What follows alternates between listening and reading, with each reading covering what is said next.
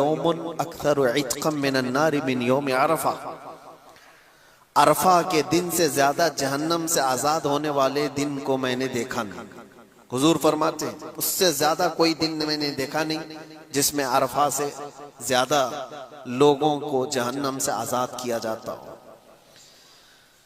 आज हम लोग जिस मुकद्दस रात में बैठे हैं, सबसे पहले अल्लाह का शुक्र बता लो। अल्लाह का करम है, हजारों लाखों लोगों में से अल्लाह ने उठाकर तुम्हें अपने घर में बैठाया। हो सकता है ईद की तैयारियों में मार्केट में लोग, बाजारों में लोग अपना वक्त गुजार रहे हैं। बकरा मंडी पूरी सजी होगी सुबह तक के लिए, खरीदना हो ना हो लोग वहां पर मेला लगाए हुए होंगे। आज की रात बहुत सारे लोग अपनी अपनी तैयारियों में गुजार रहे होते, लेकिन फजल है उस रब्बे जुल जलाल का। बाजारों से उठाकर, दुनिया की सड़कों से उठाकर, नुक्कड़ों और चौक से उठाकर मौला ने अपने घर में बिठाया और उसके जिक्र के लिए बिठाया।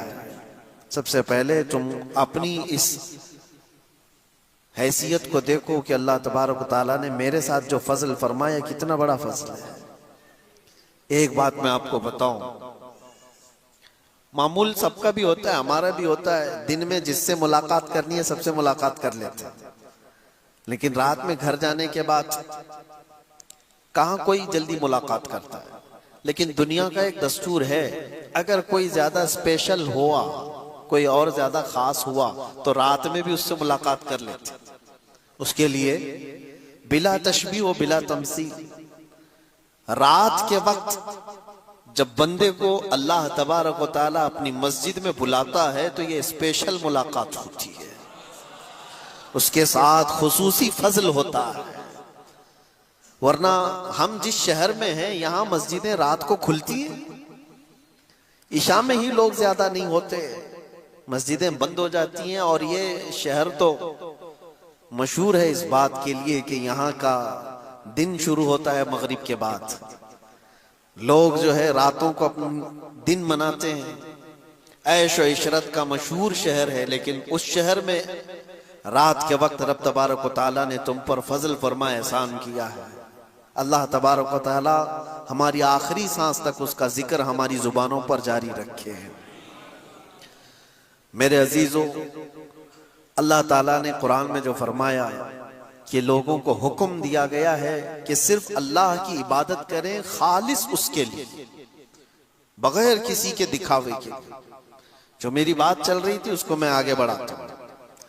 फॉर्मेलिटीज से निकलो, दिखावे से निकलो, रस्म और रिवाज से निकलो। एक बुजुर्ग है इमाम गजाली रहमतुल्लाह ताला अलैह फरमाते हैं 30 साल तक, तवज्जो देना मेरी इस बात, 30 साल तक उनकी जमाअत से नमाज कभी छूटी नहीं। इतना ही नहीं, एक भी नमाज जमात से उन्होंने तर्क नहीं किया 30 साल तक। सिर्फ जमात नहीं, तकबीर ओला भी फौत नहीं हुई थी। तकबीर ओला किसको कहते हैं? इमाम जो सबसे पहली तकबीर बांध रहा है, उस वक्त वो हाजिर थे। वो तकबीर भी उनकी 30 साल में कभी छूटी नहीं थी। जमात से नमाज तो हो सकती है, पहली रकात छूट गई है, दूसरी में गए, तब भी उसको कहेंगे जमात से नमाज हो गई। लेकिन जिस बुजुर्ग की बात मैं कर रहा हूं, 30 साल तक उनकी पहली तकबीर भी इमाम के साथ छूटी नहीं थी। लेकिन एक बार ऐसा हुआ, मगरिब की नमाज में आए तो इमाम साहब रकात बांध लिए थे और उनको पहली सफ में जगह नहीं मिली, थोड़ी सी ताखीर में आए। 30 साल के बाद की बात कर रहा हूं, पहली बार ऐसा हुआ। रकात नहीं छूटी पूरी, बस पहली तकबीर छूटी, इमाम की क़िरात शुरू हो गई थी, इनको तीसरी सफ में जगह मिली। वो वापस चले गए, घर चले आए, घर में आकर नमाज अदा कर। क्यों? फिर इशा में नहीं आए, इशा में नहीं आए या मगरिब में जो वापस चले गए, तो दूसरे दिन बहुत बड़ी खबर है ये किसी के लिए जो 30 साल का पाबंद हो नमाजी, वो आज कहां गया, ये सबके लिए खबर बन जाती है, न्यूज बन जाती है। इमाम गजाली फरमाते हैं उस जमाने में एक और बड़े बुजुर्ग थे, उनको खबर मिली कि वो तो कल मगरिब में आकर के वापस चले गए और ईशा में आए भी नहीं। तो कहे कि वो खुद चल करके आए उनके घर पर। कहा क्या हुआ, क्या है आपको? सुना कि आप मगरिब में आए भी थे और वापस चले गए और फिर ईशा में नहीं आ पाए। उन्होंने कहा बात इतनी थी, 30 साल से मैंने नमाजों की पाबंदी की, तकबीर ओला भी मेरी फौत नहीं हुई। मगरिब में जब गया तो इमाम तकबीर बांध चुके थे, किरात शुरू हो गई थी, मुझे तीसरी सफ में जगह मिली, मैं वापस आया। कहा क्यों? कहा सारे लोग मुझे देखकर क्या कहते हैं कि 30 साल से जिसकी कभी पहली तकबीर नहीं छूटी वो आज पीछे रह गया। मुझे शर्मिंदगी हुई, मुझे शर्म आने लग गई, इसलिए मैं वापस आ गया। फिर ईशा में कहा लोग क्या बोलते कि मत इतने सालों तक जो पाबंदी किया वो ऐसा कैसे पीछे हो गया? तो उस बुजुर्ग ने कहा ये तू पूरे 30 साल की नमाजें वापस कज़ा कर, इसलिए कि तू 30 साल तक लोगों के लिए नमाज पढ़ता रहा। लोग क्या कहेंगे इसलिए नमाज पढ़ता रहा। उनको उन्होंने कहा कि जा तू वापस 30 साल की नमाज कज़ा कर ले, जो तू एक भी तकबीर ओला छूटे बगैर जो पाबंदी कर रहा था। बहुत रोए, बहुत रोए। कहा कि ये तुम्हारे दिल में ख्याल कैसे आया कि लोग क्या कहेंगे? मेरे अजीजों, इसी को कहते हैं 30-30 साल तक भी अगर ऐसी पाबंदी करोगे कि लोगों का अपना स्टेटस बरकरार रखने के लिए लोगों की नजर में, तो इसको कहते हैं फॉर्मेलिटी। तुमने इखलास के साथ नहीं किया है। और अल्लाह तबारक व तआला को सबसे नापसंद चीज है ये, सबसे नापसंद चीज है। और इसको कुरान ने कहा है ये मुनाफिकीन की आदत है, मुनाफिकीन की आदत। युराऊन अन्नास, अल्लाह ताला फरमाते हैं लोगों को दिखाने के लिए करते हैं। अल्लाह ताला इन तमाम चीजों से हमें बचा है, इन तमाम चीजों से बचा है। हाँ, इसमें मैं फर्क आपको बताऊंगा। इबादतों में किसी को कोई दिखाना नहीं है, रब तबारक व तआला के लिए, रब तबारक व तआला के लिए। ये तो सिर्फ एक नमाज की मिसाल मैंने बताई, दूसरी बहुत सारी मिसालें ऐसी हैं। फरमाया गया कि क़यामत के दिन 3 लोग सबसे पहले जो हिसाब में लाए जाएंगे, सबसे पहले एक शहीद होगा, एक कारी कुरान होगा और एक मालदार आदमी, जिनका सबसे पहले क़यामत के दिन फैसला होने वाला है। वो सबसे पहले हिसाब इन लोगों का होगा। तो रब तबारक व तआला सबसे पहले कारी कुरान को बुलाएगा, अच्छी आवाज वाले जिनको अल्लाह ने आवाज दी है। नात पढ़ने वाले भी हो सकता है इसमें। बुलाएगा, रब ताला फरमाएगा मैंने तुझे बहुत अच्छी आवाज दी थी, तू बता क्या किया इसका? कहेगा रब तबारक व तआला, ऐ अल्लाह मैं तो तेरा कलाम लोगों को सुनाता था मीठी आवाज में, और लोग मद भरी आवाज को सुनकर मस्त हो जाते थे। तेरा कलाम मैंने जिंदगी भर पढ़ा है। और वो कारी सही जवाब दे रहा है, उसने जिंदगी भर कुरान ही लोगों को सुनाया है। तो रब तबारक व तआला फरमाता है क्या तेरे दिल में ये नीयत नहीं थी कि लोग तेरी आवाज को दाद देंगे, तारीफ करेंगे, लोग तेरी वाहवाही करेंगे? कहा। तो रब ताला फरमाता है जिस चीज के लिए तू ये तिलावत करता था, किरात करता था, वो मैंने दुनिया में तुझे दिला दिया, अब यहां तेरा कोई हिस्सा नहीं। हुक्म होगा इसको जहन्नम में ले जाओ। ये हदीस पाक में। दूसरा मालदार जो बहुत खैरात करता था, लोगों को बहुत देता था, रब ताला उसको फरमाया कि बता मैंने तुझे माल बहुत दिया था, तूने क्या किया? वो कहेगा अल्लाह मैंने सखावत के दरिया खोल दिए थे, जो आता था जिस तरह आता था मैंने सबको दिया है। तूने दिया माल और मैंने खैरात सब किया है। रब ताला फरमाता क्या तू इसलिए नहीं खैरात करता था कि लोग तुझे बड़ा दयालु कहें, लोग तुझे बहुत बड़ा सखी कहें? हाँ, उसके दिल में ये नीयत थी कि लोग उसकी सखावत की तारीफ करें। अल्लाह फरमाता है जो तू दुनिया में चाहता था लोगों की तारीफ, वो मैंने तुझे दुनिया में करवा दी। लोगों में तेरा बहुत नाम है कि तू बहुत बड़ा धनी था, गनी सखी था, लोगों ने बहुत तारीफ की है। यहां तेरा कोई हिस्सा नहीं, उसके लिए भी हुक्म होता है जहन्नम में ले जाओ। तीसरा शहीद है, उसको रब ताला फरमाता है बता मैंने तुझे जवानी दी, ताकत दी, तूने उसका इस्तेमाल कहां किया?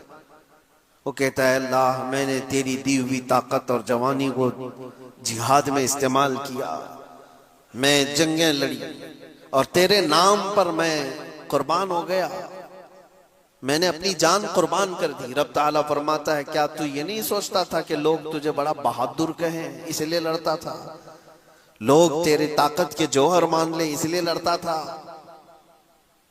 तो उसके दिल में ये नीयत थी। तो रब ताला फरमाता है लोगों ने तेरी दुनिया में बहुत तारीफ की, तेरे बहादुरी की, तो जा तुझे जो कुछ भी दुनिया से चाहिए था वो मैंने दिला दिया, अब यहां सिवाय जहन्नम के कुछ नहीं। कारी कुरान जहन्नम में जा रहा है, सखी मालदार जहन्नम में जा रहा है, शहीद जहन्नम में जा रहा है। किस लिए? सिर्फ इसलिए कि उन्होंने जो यहां काम किए थे वो दिखावे के लिए किए थे, इखलास नहीं था। ये कितनी बड़ी चीज है। आप तो शहीद तक भी नहीं पहुंचे, सखी तक भी नहीं पहुंचे और कारी कुरान तक भी नहीं पहुंचे।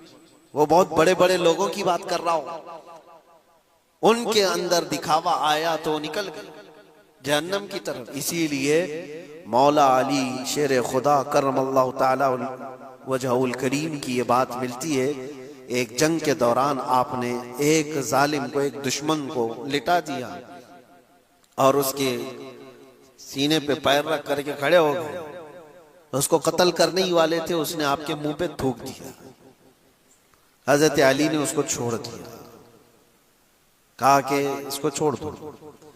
वो डर गया कि अब कत्ल के करीब था। ऐसे हालत में तो गुस्सा डबल होना चाहिए।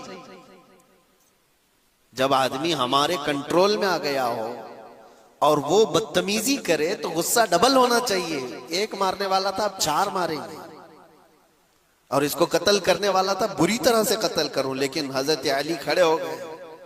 उसने पूछा कि दुनिया में तो ऐसे वक्त में तो जो गालिब आदमी है उसका गुस्सा डबल हो जाता है, तुमने छोड़ क्यों दिया? कहा मैं जो तुझे मार रहा था वो खालिस अल्लाह के लिए, अल्लाह का दुश्मन, तो अल्लाह की दुश्मनी में मेरे सामने आया था तो मैं तुझे मार रहा था। लेकिन जब तूने मेरे मुंह पे थूक दिया, अब मैं कत्ल करता तो कहीं ये ना हो कि मैं इस थूक का बदला लेने के लिए तुझे कत्ल किया, इसलिए मैंने छोड़ दिया। मेरा नफ्स ना आ जाए इसके अंदर, मैं अपनी जात के लिए कुछ नहीं करता। मेरे अजीजों, बहुत सारे आमाल हैं जिनको जाया होने से बचाने के लिए बहुत कुछ हमें तैयारी करनी पड़ती है। बहुत सारे लोग अपने जाहिर को देखें, कभी भी आप ये तसव्वुर ना करें कि लोग क्या कहते हैं।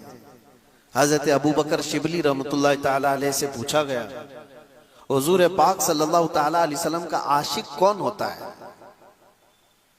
बहुत अच्छी बात है, तवज्जो। आपसे पूछा गया, जवाब कैसा देते हैं?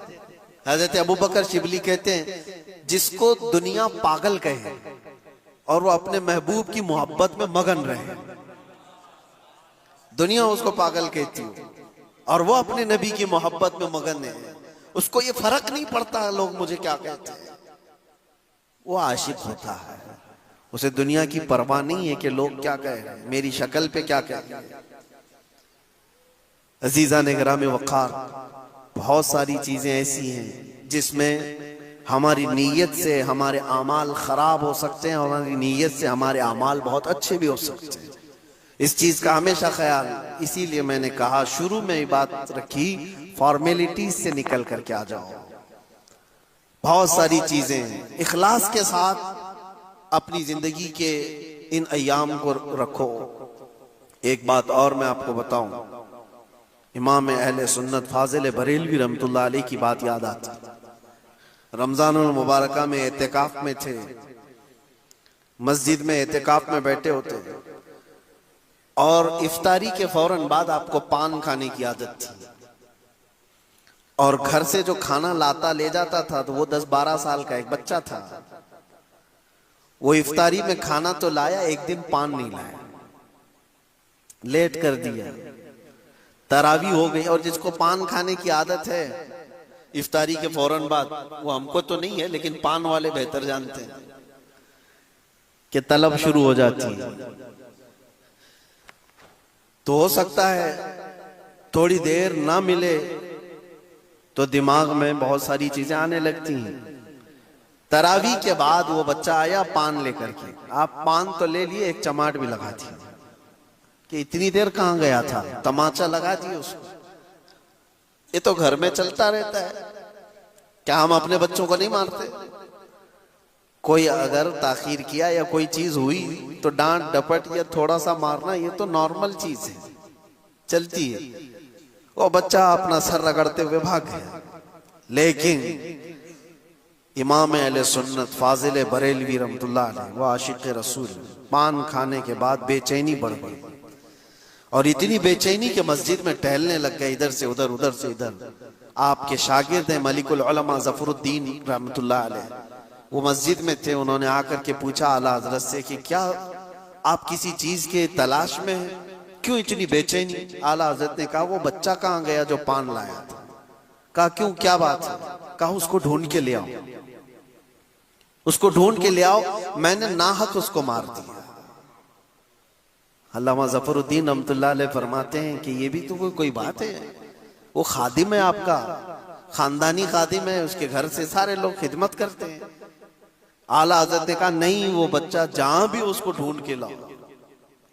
कहते हैं कि सबको ढूंढने पर लगा दिए लेकिन बच्चा कहीं मिला ही नहीं।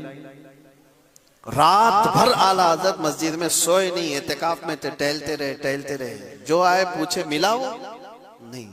सहरी का वक्त हुआ तो फिर तोशादान लेकर के घर से वो लड़का आ गया, खाना लाने ले जाने की जिम्मेदारी थी। सहरी के वक्त में वो अपने मजे में था, वो अपनी धुन में था। वो आया, जैसे आया अल्लामा ज़फरुद्दीन रहमतुल्लाह अलैह फरमाते हैं ऐसा लगा कि आला हजरत को जिंदगी की कोई बहुत बड़ी चीज मिल गई। दौड़ते हुए आए, तोशादान उसका उधर रख दिया और उस बच्चे के सामने घुटने टेक करके नीचे बैठ गए। 12 साल का लड़का है और वक्त का मुजद्दिद घुटने टेक कर नीचे बैठ गया है।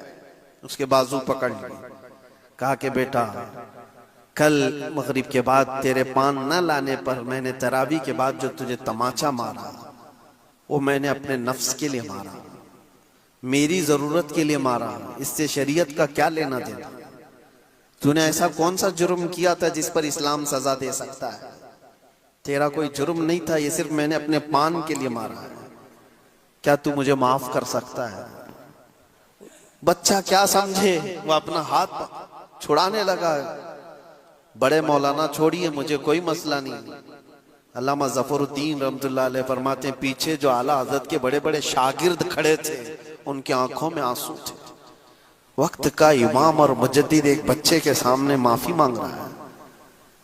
आला हज़रत ने कहा कल को बरोज़े क़यामत मुझसे अगर ये सवाल हो गया कि अहमद रजा सिर्फ अपने पान के लिए किसी को तमाचा कैसे लगा सकता है, मैं क्या जवाब दूंगा?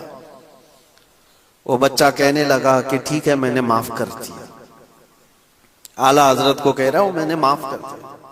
आला हजरत ने कहा बच्चे का इस तरह से कह देना ये काफी नहीं होता। अपने सर से टोपी उतार दी, नीचे रख दी और उस लड़के से कहा मैंने जैसे तुझे तमाचा मारा था वैसी मुझे भी तू तमाचा लगा। उस बच्चे से कहे तू भी तमाचा मुझे लगा। वो डर गया। बड़े बड़े उलमा जिसके सामने अदब से बैठते हो वो आज मुझे कह रहा है कि बच्चा तू तमाचा लगा। वो अपना हाथ छुड़ाकर भागने वाला था लेकिन उसका हाथ खुद ही पकड़ करके अपने सर पर तमाचा लगवाते। 2, 3, 4 उसके हाथ से जब अपने सर पर तमाचे लगवाए तो उसके बाद कहा अब मुझे जाकर इत्मीनान हुआ कि मैंने अपने नफ्स के लिए जो किया था अल्लाह ताला उसे मुझे माफ फरमा दे। मेरे अजीजों इसको कहते हैं इखलास, अल्लाह का खौफ। ये फॉर्मेलिटी नहीं है, ये फॉर्मेलिटी नहीं, ये रस्म और रिवाज नहीं है। कौन कर सकता है, कौन कर सकता है? इसीलिए ये वही कर सकता है जिसके दिल में आखिरत का खौफ हो, अल्लाह के लिए जो जीता है दुनिया में वो ये कर सकता है। बाकी लोग क्या कहेंगे, वो जीने वाला तो कभी इन तमाम चीजों के करीब भी नहीं आ सकता। दिखावे के लिए जो जिंदगियां चलती हैं वो कभी नहीं। इसीलिए आपको मैं बात बता दूं, हुजूर पाक सल्लल्लाहु तआला अलैहि वसल्लम के पास एक सहाबी आए, हजरत माइज असलमी, जानते हो, आकर के हुजूर के पास रोने लगे। कहा या रसूल अल्लाह मुझे पाक कर दीजिए, मुझे पाक कर दीजिए।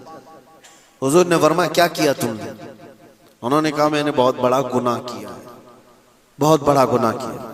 हुजूर ने फरमाया क्या किया है?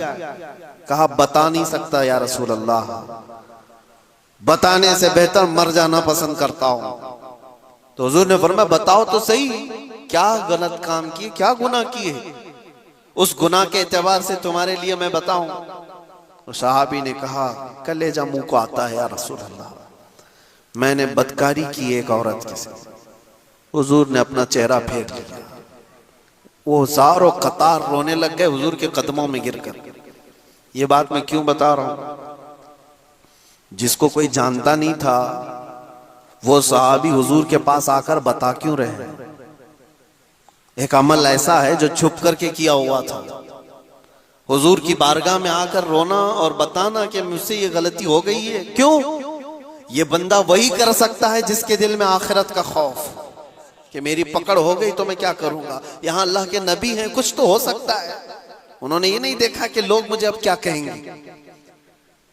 हुजूर के दरबार में इकरार जुर्म कर रहे हो, ये नहीं देखा कि लोग अब मुझे क्या कहेंगे।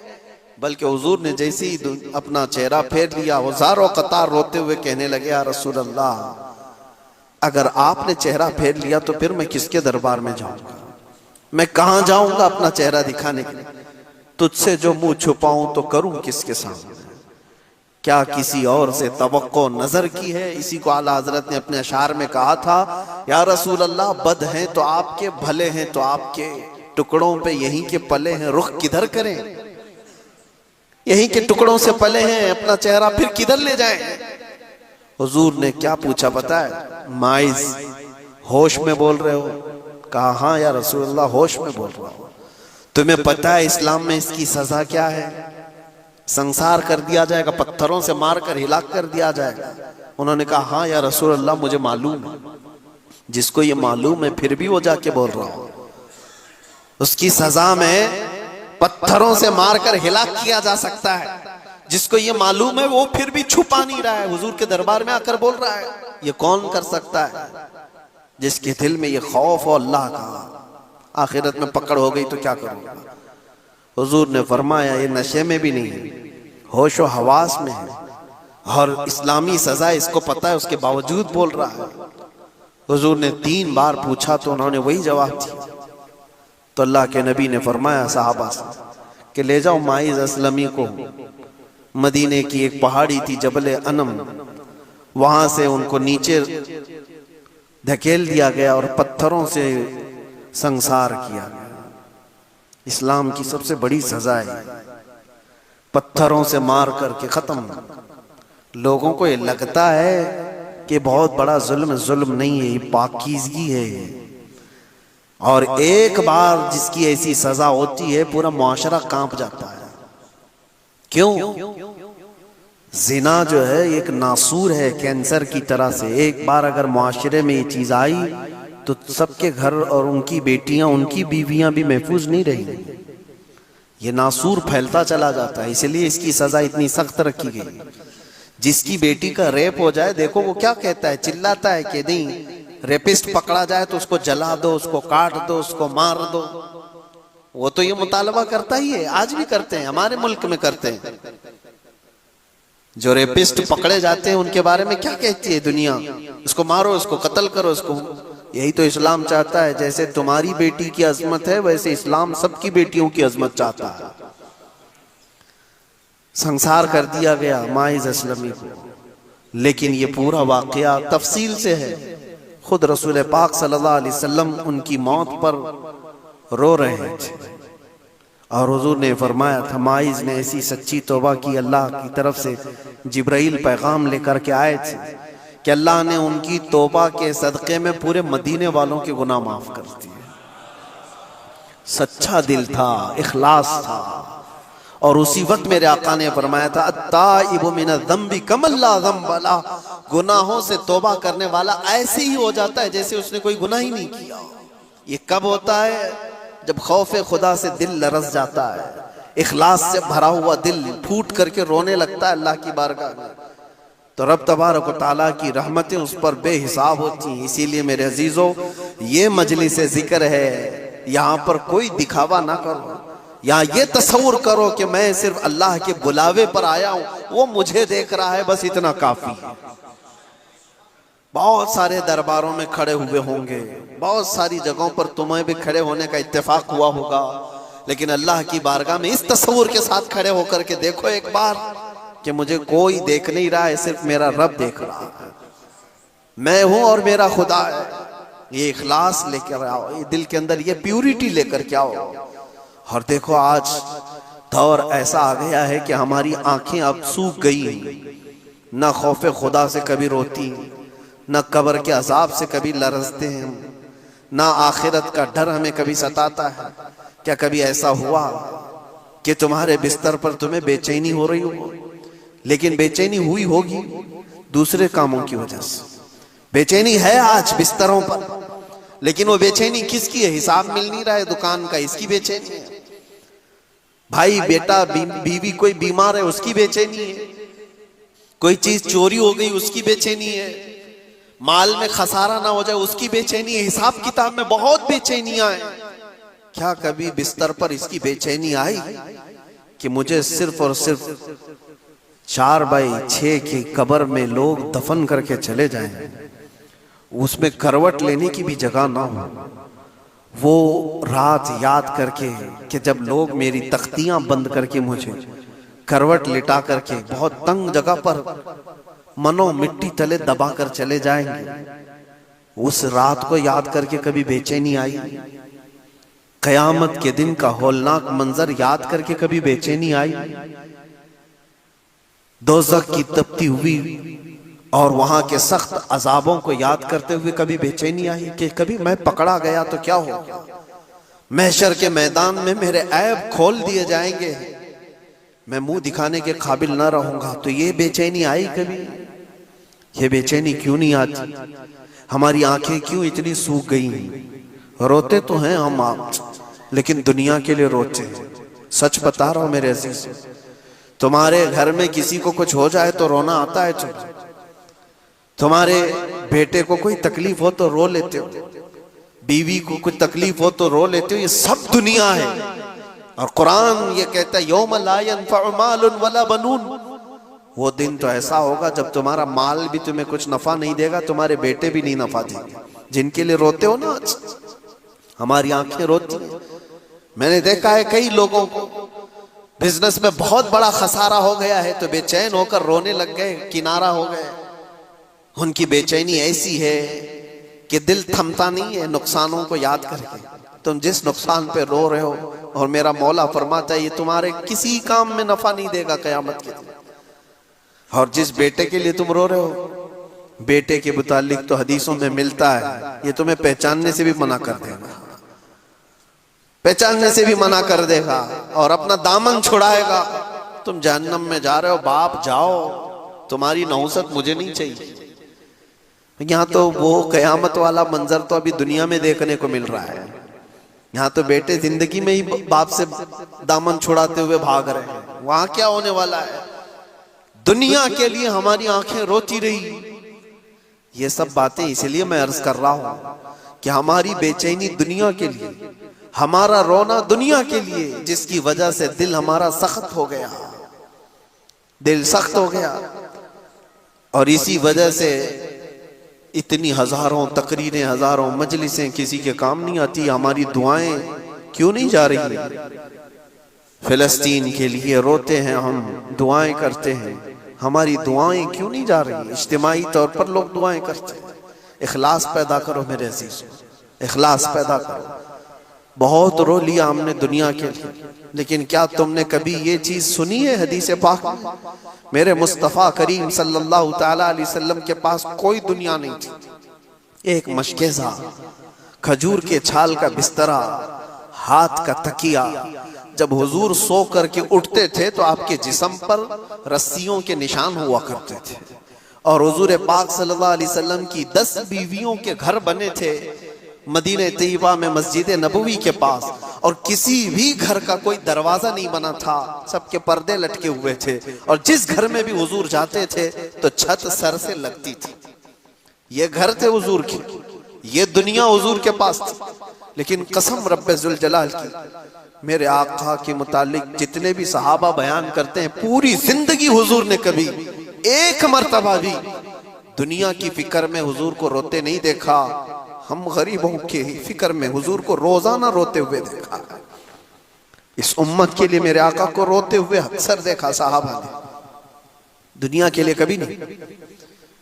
और जिस रसूल पाक सल्लल्लाहु ताला अलैहि वसल्लम ने रात रात भर इस गुनहगार उम्मत के लिए रोए, आज उम्मत का यह हाल है कि उस नबी को याद करने के लिए हमने तो दिन मुकर्रर करके रखे, मीलाद में याद कर लेंगे। हमने तो दिन मुकर्रर करके रखे हुए। क्या ये उम्मत की तरफ से ये सिला हो सकता है?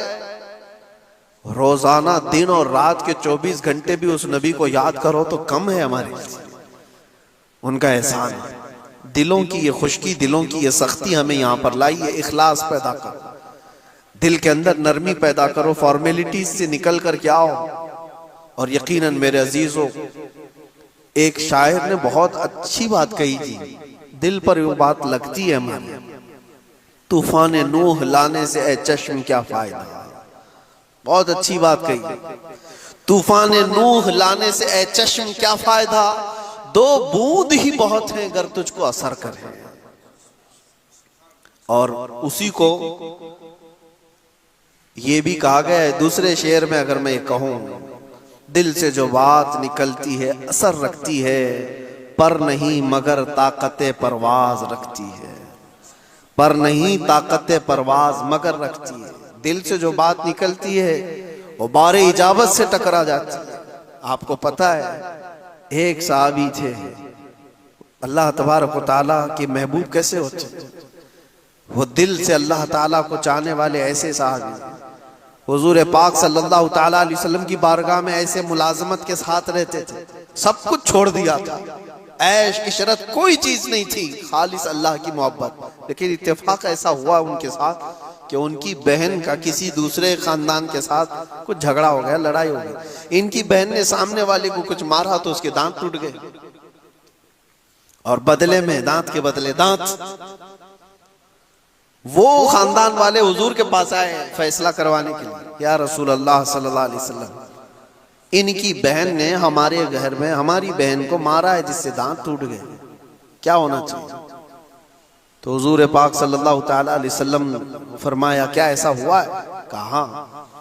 कहा तो फिर बदले में तो ये हो सकता है कि उनके घर वाले इनकी बहन के दांत तोड़ देंगे। इस साहबी ने जोश में आकर क्या कहा पता है? अल्लाह की कसम मेरी बहन के दांत नहीं टूटेंगे। क्या कहा? अल्लाह की कसम मेरी बहन के दांत नहीं टूटेंगे। कहा क्या, किस यकीन के साथ अल्लाह की कसम खा रहे हो? ये इस्लाम का कानून है, अल्लाह की कसम मेरी बहन के दांत नहीं टूटेंगे। वो उठ करके चले गए, क्योंकि दिल के अंदर ऐसा जोश था जिसमें बोल दिया उन्होंने। बाद में लोगों ने उनको समझाया कि अल्लाह की कसम खा करके तुम कह रहे हो, क्या इस्लाम के खिलाफ जाओगे? इस्लाम के खिलाफ जाओगे, कानून के खिलाफ जाओगे? कहा नहीं नहीं नहीं, लेकिन मेरे दिल से निकल गई बात। हुआ इत्तेफाक कि वो दूसरे खानदान वाले आए हुजूर के पास, आकर के उन्होंने कहा, या रसूल अल्लाह सल्लल्लाहु अलैहि वसल्लम, हम बदला नहीं चाहते, कुछ फिदिया दे करके उनको छोड़ देना चाहते। सामने वाले खुद राजी होकर के आए, वो आए और इनसे कहा कि नहीं, हम बदले में दांत नहीं तोड़ेंगे, कुछ फिदिया लेकर के, कुछ दियत लेकर के छोड़ देना चाहते हैं। ये साहबी खुश हो गए, हुजूर के पास जिब्राइल अमीन आए, ये वाक़या क्यों हुआ था? उस पर हुजूर पाक सल्लल्लाहु अलैहि वसल्लम ने एक बात फरमाई जो बुखारी शरीफ में मौजूद है। अल्लाह के नबी फरमाते हैं कुछ बंदे ऐसे हैं बिखरे बालों वाले, परागंदा चेहरे वाले, धूल में अटे हुए, लेकिन अगर वो अल्लाह की कसम कर दें किसी चीज पर तो अल्लाह उनकी कसम पूरी कर देता है। लौ अक़समू अलल्लाहि ला बर्रा, अगर वो अल्लाह को कसम दे दें किसी बात की, अल्लाह उनकी कसम की लाज रखता है, उनकी कसम पूरी कर देता है। ये कौन लोग हैं? ये वो इखलास के बादशाह हैं, खालिस रब के लिए जीते हैं, अल्लाह के लिए जीते हैं। और इसीलिए मेरे आका ने फरमाया मन कान लिल्लाहि कान अल्लाहु लहू, जो अल्लाह का हो जाता है अल्लाह उसका हो जाता है। बस इस तरह की जिंदगी पर अपने आप को ले आओ, दुनिया के सारे झमेलों से अपने आप को निकालो, अल्लाह के हो जाओ, अपने आप को उसकी तरफ उसके हवाले कर दो। फिर देखो, ये भी बात किसी शायर ने सच ही कहा है, खुद ही को कर बुलंद इतना कि हर तकदीर से पहले खुदा बंदे से खुद पूछे बता तेरी रजा क्या है। वो मकाम लाने के लिए बंदे को अपना आप सब हवाला करना होगा रब ताला की बारगाह में, अपने आप को हवाला कर दो अल्लाह की बारगाह में। दो बहुत बड़े बुजुर्ग हैं, ये आखिरी बात मुस्लिम शरीफ के शरह में इमाम नववी रहमतुल्लाह अलैह ने इनका जिक्र फरमाया। एक रबिया बिन हराश, एक रिबई बिन हराश, दो भाई थे, सगे भाई थे, बड़े मुहद्दिसीन हैं। अल्लाह वाले कैसे कैसे उठे देखो, और दोनों ने बात बात में ये कसम खा ली कि मैं जिंदगी भर, तो कुछ बातें चल रही थी उनकी आखिरत को लेकर। उनके जो बड़े भाई थे रिबई या छोटे थे, उन्होंने कसम खा ली जब तक मैं जन्नत में अपने आप को नहीं देख लूंगा उस वक्त तक हंसूंगा नहीं। अपने आप पर हराम कर लिया हंसना जिंदगी में। उनके दूसरे भाई ने भी कहा मैं भी कसम खाता हूं कि जब तक मैं अपने आप को जन्नत में नहीं देख लूंगा हंसूंगा नहीं। कैसे लोग थे, और जिंदगी भर उनको कोई हंसते हुए नहीं देखा, नहीं हंसे। लेकिन अल्लाह तबारक व तआला के लिए जब बंदा कोई चीज छोड़ देता है तो रब ताला उसे तन्हा नहीं छोड़ता। हज़रत रिबई बिन हराश, बड़े बड़े मुहद्दिसीन ने ये बात लिखी है, इंतकाल हो गया उस वक्त तक नहीं हंसे, मौत आ गई तब तक नहीं हंसे। लेकिन लोग उनको जब गुस्ल के लिए तख्त पर लिटाते हैं तब वो हंस पड़े। मौत के बाद तख्त पर जब गुस्ल के लिए लिटाए गए तो उनकी हंसी छूट गई। लोगों ने हंसते हुए उनको देखा भी और सुना भी। कफन पहनाया और दफन किया। उनके छोटे जो भाई थे उनका भी इंतकाल हो गया, उनको हंसते हुए किसी ने नहीं देखा।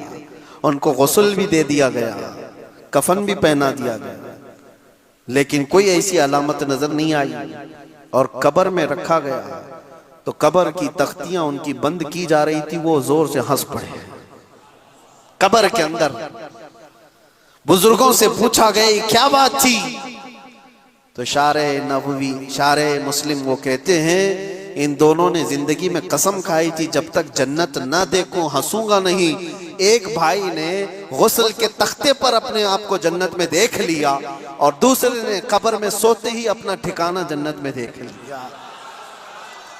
रब तबारक व तआला ने दोनों को दुनिया में ही दिखा दिया उनका मकाम, और ये भी इसलिए अल्लाह का जो हो जाता है अल्लाह उसका होता है, और उसका वादा है मेरे अजीजों, उसका वादा है। रब ताला फरमाता है मेरे बारे में तुम जैसा गुमान करोगे मैं तुम्हारे साथ वैसा सुलूक करूंगा। तुम अगर एक बालिश्त आगे बढ़ते हो रब ताला की रहमत एक कदम आगे बढ़कर तुम्हारी तरफ आती है। कोई चल करके आए तो ये हदीस कुदसी में अल्लाह फरमाता है मैं दौड़ करके उसको थाम लेता हूँ, बहुत दौड़ के उसको थाम लेता हूँ, यहाँ तक कि बंदा मेरी याद में अपने आप को ऐसा फना कर देता है तो फिर बोलता जब वो है तो जुबान उसकी होती है, कलमे मेरे होते हैं, पकड़ता जिससे है हाथ उसका होता है, पकड़ मेरी होती है, चलता है तो कदम उसके होते हैं, चाल मेरी होती है। रब ताला ये फरमाता है बंदा जब मेरे लिए होता है उसका मैं हो जाता हूँ। अपनी जिंदगी को यहाँ तक ले आओ इखलास और प्यूरिटी के साथ कि हम न रहे अल्लाह के हो जाए। कोई भी हो अपने आप को जब फना करता है तो उसका रंग उसके ऊपर जाहिर होता है। इसीलिए बुजुर्गों ने फरमाया, कई बुजुर्गों को देखा गया है मौत से पहले उनकी जुबान बंद हो गई, लेकिन दिल से उनकी सदाएं अल्लाह अल्लाह की आती थी, लोग सुनते भी थे। क्यों? दुनिया में जो जिंदगी भर अल्लाह के लिए जिक्र करता रहा, उसकी जुबान बंद हो जाए तो उसका दिल अल्लाह अल्लाह करता है, अल्लाह उसका हो जाता है। रब तबारक व तआला हम सबको इखलास की दौलत अता फरमाए, प्यूरिटी जो हमारे लिए बहुत ज़रूरी है, दिखावे और रियाकारी से अल्लाह हमारी हिफाजत फरमाए। करीम खुदा अरहमर राहिमीन आज की रात हमारी बख्शिश का ऐलान फरमाए। व आखिर दावाना अनिल हम्दुलिल्लाहि रब्बिल आलमीन।